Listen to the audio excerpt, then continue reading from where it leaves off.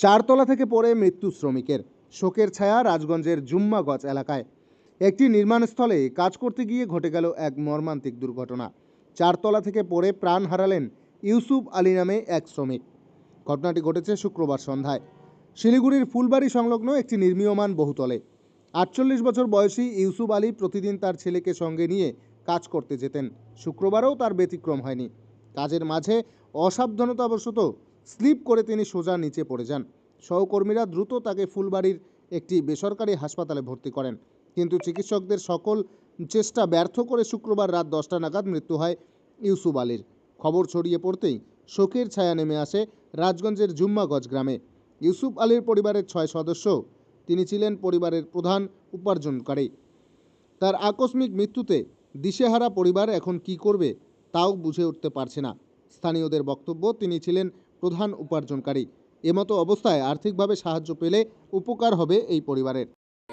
পিতা শফিকুল মোহাম্মদ, আমি কাজ করতো রাজমিস্ত্রি। ফুলবাড়ি ওখানে একটা কাজই ছিল, চারতলা বিল্ডিংয়ে। দুই ছেলে, ওর ছেলেও ছিল। তো কাজ করতে করতে মানে চারতলা থেকে স্লিপ হয়ে পড়ে গেছে। স্লিপ হয়ে পড়ে যাওয়ার পরে সাথে সাথে ওইখানে নার্সিং আছে, নার্সিংহোমে নিয়ে গিয়েছিল। নার্সিংহোমে নেওয়ার পরে কিছুক্ষণ ট্রিটমেন্ট করেছিল। ট্রিটমেন্ট করার পর রাত 10টার দিকে মারা গেছে। এখন তো ওনার বাড়িতে খুব অসুবিধা। ওনার বাড়িতে কে কে আছে? দুই ছেলে আছে আর বৌমা আছে, বাড়ির বউ আছে। তো ও তো শুধু কাজ করতো দিনমজুরি ছাড়া তো আর কোনো উপায় নেই। এখন ওনার সংসারে খুব হাল ধরার মতো কোনো বুদ্ধি নেই। মানে উনি আর ওনার ছেলে উপার্জন করতেন? উনি আর ওনার ছেলে। এখন খানে ওলা 5 জন না। কি নাম আছে জায়গাটা? জায়গাটা জুম্মাগঞ্জ, সন্ন্যাসী জায়গা জুম্মাগঞ্জ। আপনার নাম? সেখানে লোক।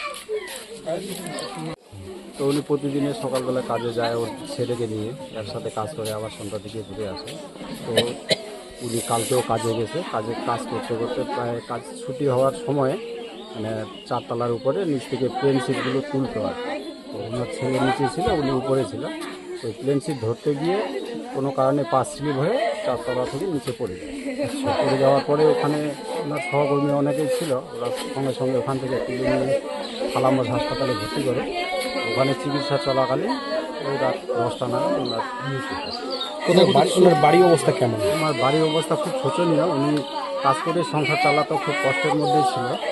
তো এখন একটু সুবিধা হতো, ওনার ছেলে কাজ করে। এখন আগে তো ছেলে কাজ করতো না, একাই কাজ করতো। তো এখন উনি একটু মানে সেফ হতো ওনার ছেলের ইনকাম নিয়ে। তো দুর্ভাগ্য, এখন উনি চলে গেল। ওনার পরিবার খুব অসহায়। মানে মূল উপার্জনকারী উনিই ছিলেন? মূল উপার্জনকারী উনি। ঘটনাটা হয়েছিল কখন? কালকে ওই কবে 5টা বাজে, মানে কাজ ছুটির সময় ছুটির সময়।